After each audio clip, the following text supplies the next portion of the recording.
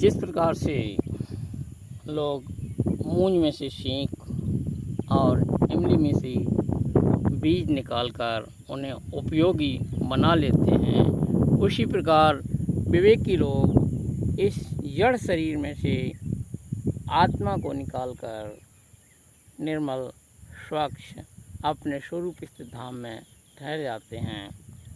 आत्मा शरीर एक दिखते हुए भी इनका कोई तालमेल नहीं है। एक जड़ है, एक चेतन है।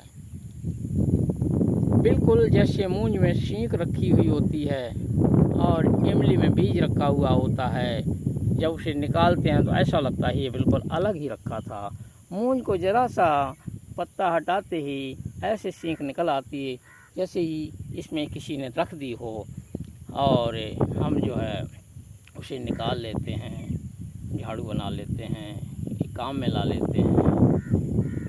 इसी प्रकार इमली के बीज को निकालकर खाने योग्य बना लेते हैं। जिस तरह से इमली के बीज और मूंज में सींक रखी हुई है, ऐसे ये चेतना इस शरीर में निवास करती है।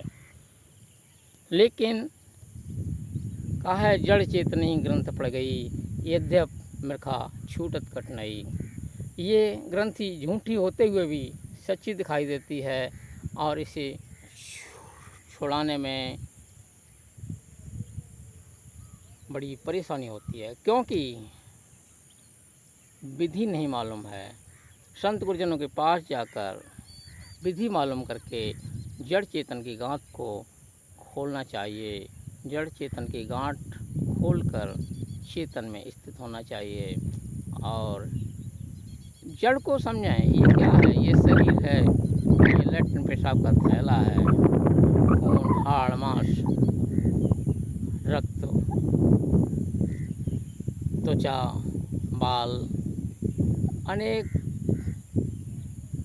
चीज़ें इसमें लगी हुई हैं जो अशुद्ध ही हैं। अशुद्धि से ही इसका जन्म होता है और इसमें अशुद्धि ही बनी रहती है। कितना ही धोया मांजा जाए इस शरीर को, लेकिन ये शरीर सदैव अशुद्ध रहता है।